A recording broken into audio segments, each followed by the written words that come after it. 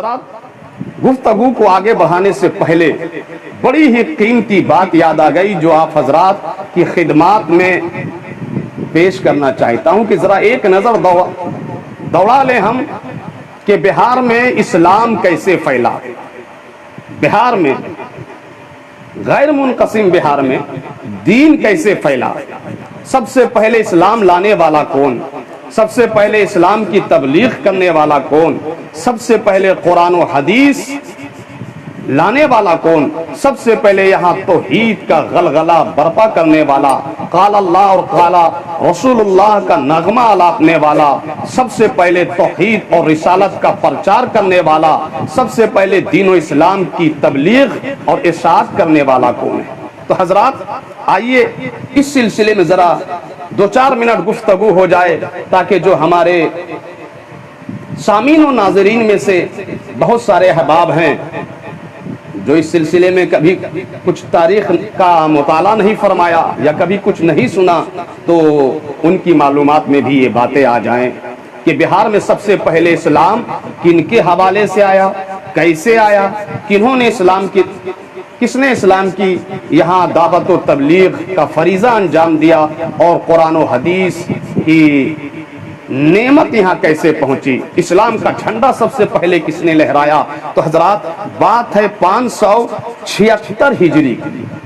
576 हिजरी की कि 576 हिजरी में हिंदुस्तान का सूबा बिहार और बिहार की राजधानी जो इस वक्त है पटना, पाटलिपुत्र से 28 किलोमीटर दूर जो मनेर शरीफ कस्बा है, वो कस्बा मानेर नाम के राजा की राजधानी थी। 576 हिजरी में आते हैं, उनका नाम है हजरत मखदूम मोमिन आरिफ, हजरत मखदूम आरिफ मोमिन।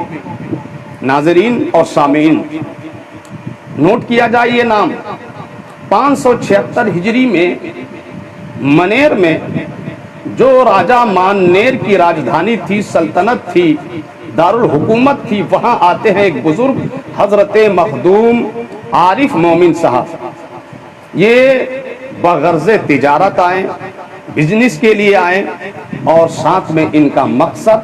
शेर व तफरी के साथ साथ सीरू फिल अर्द पर अमल के साथ साथ उनकी नीयत यहाँ इस्लाम का पैगाम पहुँचाना भी था, इस्लाम का झंडा लहराना भी था, खल्के खुदा को कुरान और हदीस की नेमतों से माला माल भी करना था, तौहीद की तबलीग भी उनका मकसद था, रिसालत की तबलीग भी उनका मकसद था। उन्होंने पक्का इरादा कर लिया कि हिंदुस्तान जाते हैं, हिंदुस्तान का सूबा बिहार जाते हैं और फिर वहां जो राजा मानेर की राजधानी है मनेर, वहां पहुंचते हैं कि जब उस जमीन पर, जब उस इलाके में एक भी मुसलमान नहीं था, एक भी तौहीद का इकरार करने वाला ना था, एक भी तौहीद का प्रचारक ना था और एक भी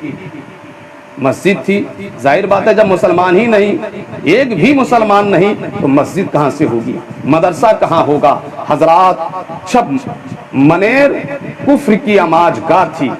वहां जब शिर्क ही शिर्क और कुफ्र ही कुफ्र का दौरा था, तो 576 हिजरी में ये बुजुर्ग आते हैं हजरत मखदूम आरिफ मोमिन साहब। उनका स्पेशल काम था कपड़ा बेचना। यही वो बुजुर्ग हैं जो कपड़े की तिजारत करते थे, कपड़े की तिजारत करते थे। इन्हीं की तरफ मुसलमान में एक कौम है, निस्बत करके अपने आप को मोमिन कहलाते हैं। मोमिन, मोमिन स्पेशल कोई बिरादरी नहीं है, मोमिन स्पेशल कोई कौम नहीं है। असल में बिहार में जो सबसे पहले 576 हिजरी में बुजुर्ग आए हजरत मखदूम आरिफ मोमिन, वो कपड़े का कारोबार करते थे, कपड़े की तिजारत करते थे।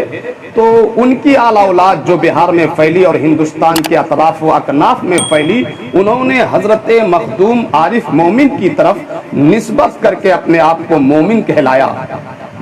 और उन लोगों का भी बिलउमूम पेशा कपड़े का ही था और है।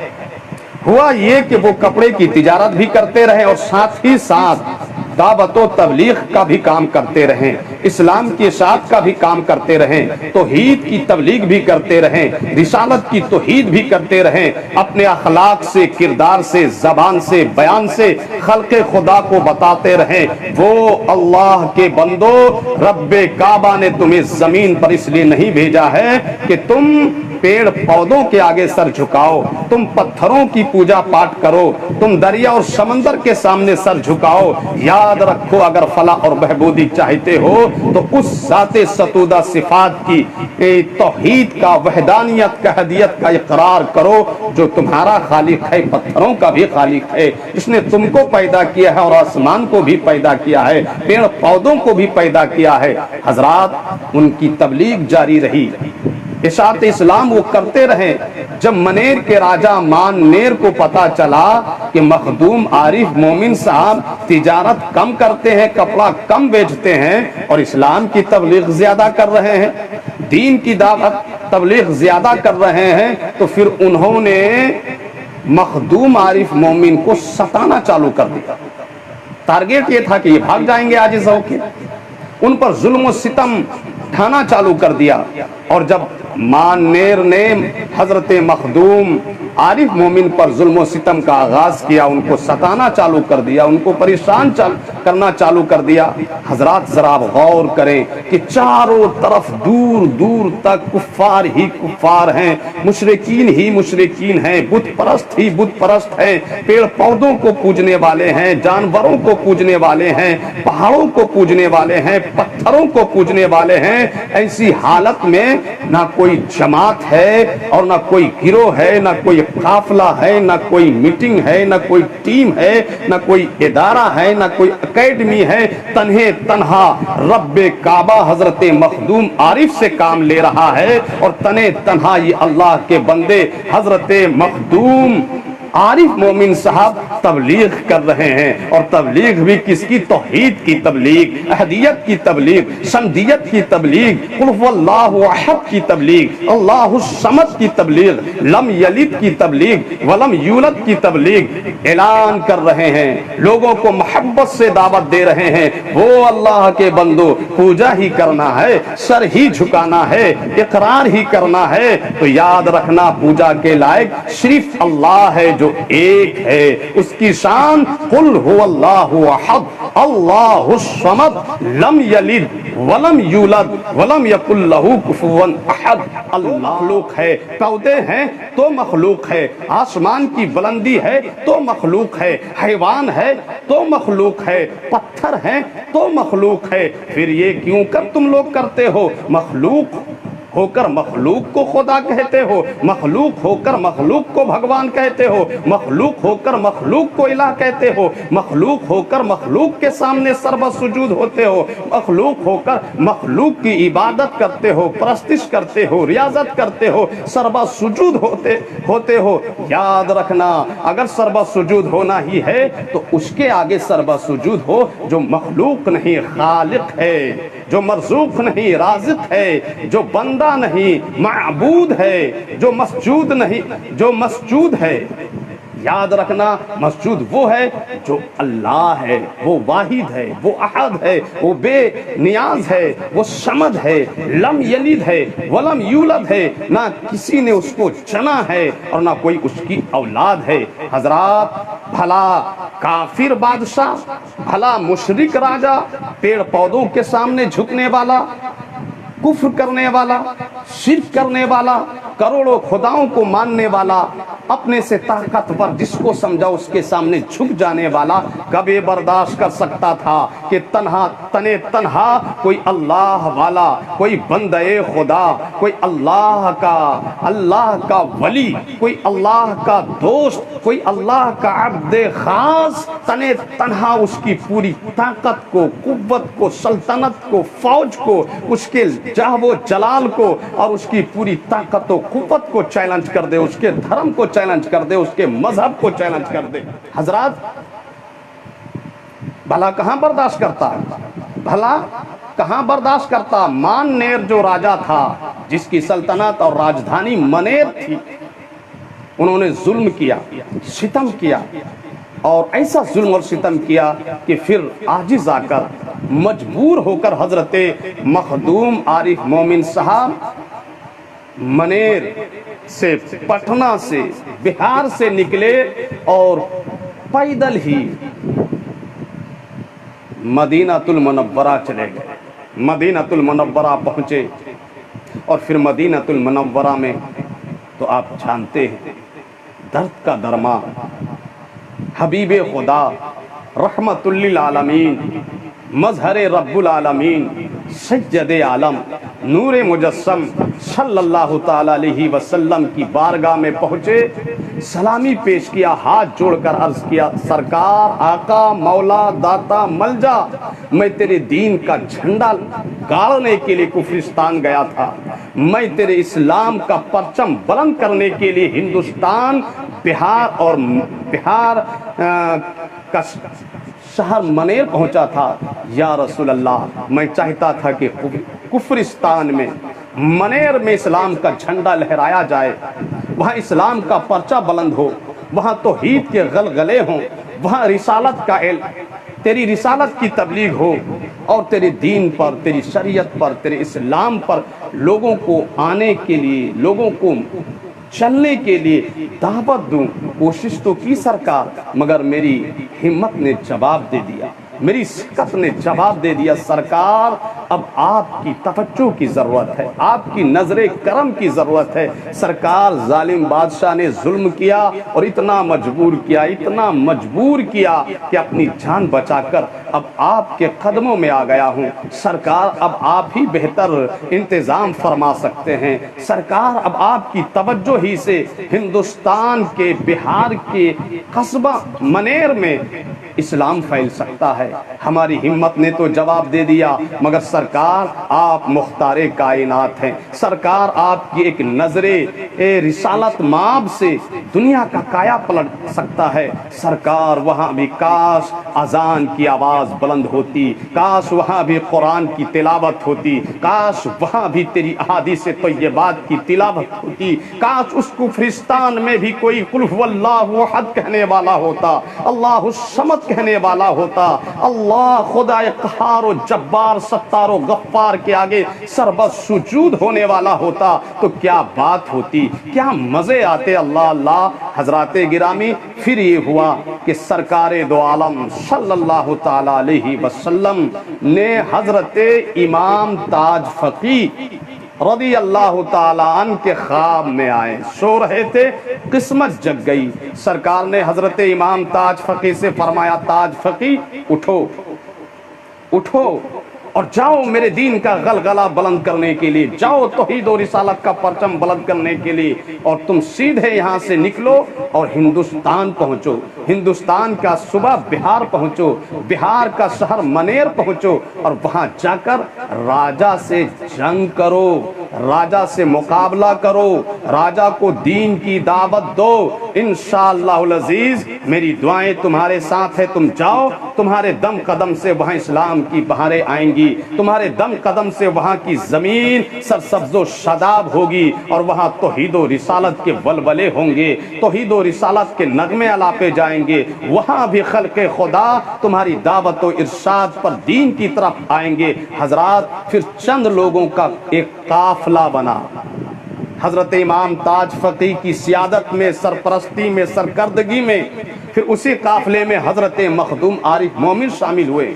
اسی قافلے میں پیرے پیرا، میرے میرا، غوث جیلا، قطب ربانی، محبوب سبحانی، شیخ عبدالقادر جیلانی نور اللہ مرقدہ النورانی کے سگے بھانجے حضرت خطیر الدین ابدال شامل ہوئے، اور چند لوگوں پر مشتمل ایک قافلہ چلا اور پھر ہندوستان آیا۔ ہندوستان کا صوبہ بہار داخل ہوا، اور بہار میں ایک شہر ہے بکسر، بہار میں ایک شہر ہے بکسر، اور بکسر کے پاس ایک ندی ہے جس کو کہا جاتا ہے کرم ناسا ندی۔ بہار کے پاس یہ ندی ہے، نام ہے کرم ناسا ندی۔ وہاں پر جیسے ہی یہ قافلہ آیا، مانیر کی فوج وہاں ٹکرا گئی، آمنے سامنے ہو گئی۔ پھر سرکار کی بشارت پر جو حضرت امام تاج فقی اور ان کے ساتھ حضرت غوث پاک کے بھانجے حضرت خطیر الدین ابدال، حضرت مخدوم عارف مومن اور چند اور مزید لوگ تھے، قافلہ نے جم کے مانیر کی فوج کا مقابلہ کیا، اور اللہ کا ایسا کرم ہوا، ایسا کرم ہوا، ایسا کرم ہوا کہ اس قافلے کے سامنے مانیر کی فوج ٹک نہیں پائی، ہزیمت کا سامنا کرنا پڑا، ذلیل ہوئی، رسوا ہوئی مانیر کی فوج۔ یہاں تک مورخ لکھتا ہے کہ حضرت امام تاج فقی رضی اللہ تعالیٰ عنہ کے ہاتھوں مانیر کا قتل ہو جاتا ہے، مانیر مارا جاتا ہے، اور پھر مانیر جو ہے کی نسبت سے منیر ہوگا اور اس کو منیر کہا جانے لگا، اور پھر حضرت امام تاج فقی نے منیر شریف میں اسلام کا جھنڈا بلند کیا، اسلام کا پرچہ بلند کیا، اور پھر آپ کی دعوت پر، آپ کی ارشاد پر، آپ کی محنتوں سے، آپ کے واضح و بیان سے، آپ کے کردار و کریکٹر سے لوگ ذوق در ذوق، شوق در شوق اسلام قبول کرنے لگے، دین میں داخل ہونے لگے، اور اس طرح 27 رجب المرجب کو جمعہ کے دن 576 ہجری کو تقریباً منیر فتح ہو گیا، اسلام کا جھنڈا بلند ہوا، اور پھر لوگ ذوق در ذوق اسلام میں داخل ہوتے گئے۔ وہاں اب بھی منیر شریف جسے کہا جاتا ہے، ان بزرگوں کی قبریں موجود ہیں، ان بزرگوں کے مزارات موجود ہیں، جس میں حضرت خطیر الدین ابدال غوث پاک کے بھانجا ہیں، اور دوسرے بزرگان دین حضرت امام تاج فقی کے ہاتھوں لوگ شوق در شوق ہزاروں ہزار کفار و مشرکین نے اسلام قبول کیا۔ اس طرح سب سے پہلے اسلام کی دعوت، اسلام کی تبلیغ اور اسلام کا پرچم بلند کرنے والے بہار میں بالعموم اور منیر میں بالخصوص حضرت امام تاج فقی منیری ہیں، حضرت مخدوم عارف مومن ہیں، غوث پاک کے بھانجا حضرت خطیر الدین ابدال ہیں۔ حضرات، جب اسلام کا وہاں بول بالا ہو گیا، مسجد قائم ہو گئی، وہیں یہ خانقاہ آباد ہوئی جو پورے بہار میں سب سے پہلی خانقاہ ہے، اس خانقاہ کو کہا جاتا ہے خانقاہ امام تاج فقی۔ 576 ہجری میں یہ خانقاہ منیر میں قائم ہوئی، اور الحمدللہ ثم الحمدللہ اس وقت سے لے کر آج تک یہ خانقاہ آباد ہے، امام تاج فقی کی اولاد آباد ہے، اور نسلاً بعد نسل، فردن بعد فردن وہ خانقاہ آباد ہے۔ اس خانقاہ میں ایک سے ایک غوث، قطب، ابدال، خواجہ، ولی، عالم، عارف، محدث، مفسر، مناظر، شیخ، پیر طریقت اور حافظ، قاری، مصنف، مؤلف، شاعر پیدا ہوتے ہی گئے، اور الحمدللہ آج بھی آباد ہے اس خانقاہ کے گدی نشین۔ آج اس وقت حضرت سید طارق عنایت اللہ فردوسی صاحب ہیں، الحمدللہ ثم الحمدللہ۔ حضرت کو تادیر اللہ جل مجدہ الکریم سلامت رکھے، باکرامت رکھے، ان کے فیوز و برکات سے ہم سب کو مالا مال فرمائے۔ حضرات، جب وہاں اسلام کا جھنڈا بلند ہو گیا، خانقاہ قائم ہو گئی، مسجد آباد ہو گئی، لوگ اسلام میں داخل ہو گئے، تو حضرت امام تاج فقی مدینہ شریف لوٹ گئے، اور اپنی جگہ اپنے بیٹے حضرت شیخ اسرائیل سہروردی علیہ رحمہ کو اپنا جانشین بنایا، اپنا ولی عہد بنایا، اور پھر حضرت شیخ اسرائیل علیہ رحمہ برضوان سے پورے بہار میں اور بہار سے باہر بھی حضرت امام تاج فقی کی اولاد آباد ہوئی، پھیلی، خانقاہیں آباد ہیں، خاندان آباد ہے، انہی کے سجادہ نشین ہیں حضرت مخدوم شاہ کمال الدین یحییٰ منیری سہروردی رضی اللہ تعالیٰ عنہ۔ آپ اپنے وقت کے بہت بڑے ولی تھے، قطب تھے، اور غوث زمانہ تھے، اور ساتھ میں حضرت امام تاج فقی کی سلطنت کے بھی وارث تھے، اور حضرت شیخ مخدوم کمال الدین یحییٰ منیری اللہ جو حضرت امام تاج فقی کی اولاد میں سے تھے، آپ سلطنت کے مالک ہوئے۔ اور معلوم ہے حضرات، آپ نے یہ تو بہت سنا ہوگا کہ فلاں بادشاہ نے، فلاں راجہ نے، فلاں نواب نے، فلاں پیر صاحب کو، فلاں ولی کو، فلاں بزرگ کو سلطنت دے دی، جاگیر دے دی. لیکن حضرات اللہ اللہ، جس سلطنت کے وارث تھے حضرت مخدوم شاہ کمال الدین یحییٰ منیری سہروردی رضی اللہ تعالیٰ عنہ، اس سلطنت کا معلوم ہے معاملہ یہ ہوا کہ حضرت مخدوم جہاں سلطان المحققین شیخ شرف الدین احمد یحییٰ منیری فردوسی رضی اللہ تعالیٰ عنہ کے والد گرامی وقار حضرت مخدوم کمال الدین یحییٰ منیری سہروردی رضی اللہ تعالیٰ عنہ نے پوری سلطنت، پوری زمین اور پوری جائیداد اور پوری جاگیر اس وقت کے راجہ بادشاہ بختیار خلجی کو دے دیا. اور بختیار خلجی سے کہا آپ راجہ ہیں اس دور کے، اس زمانے کے آپ سلطان اور بادشاہ ہیں، یہ میری تمام سلطنت، جاگیر، زمین، جائیداد لے لیجئے، ہم اللہ والے ہیں، ان جھمیلوں میں نہیں پڑنا چاہتے،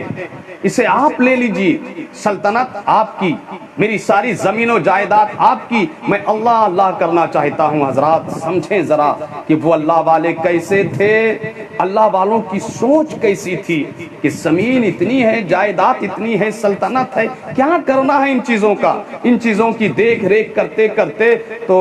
عبادت میں خلل پڑتا ہے، ریاضت میں خلل پڑتا ہے، ان کی دیکھ بھال کرنے میں بہت اچھا خاصا وقت لگتا ہے. لہذا مخدوم جہان، مخدوم الملک، مخدوم بہار کے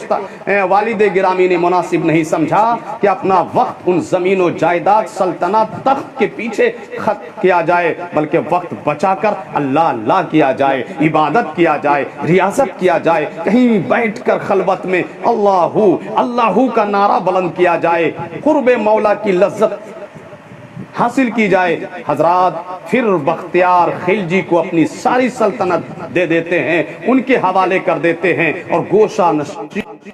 اللہ کی عبادت میں لگ جاتے ہیں، اللہ کی ریاضت میں لگ جاتے ہیں، اللہ اللہ کرنے میں لگ جاتے ہیں. حضرات ایسے بزرگ، ایسے ولی کامل، ایسے قطب زمانہ اور ایسے غوث وقت کے صاحب ذاتے ہیں حضرت مخدوم جہان. سبحان اللہ، ایسے ولی وقت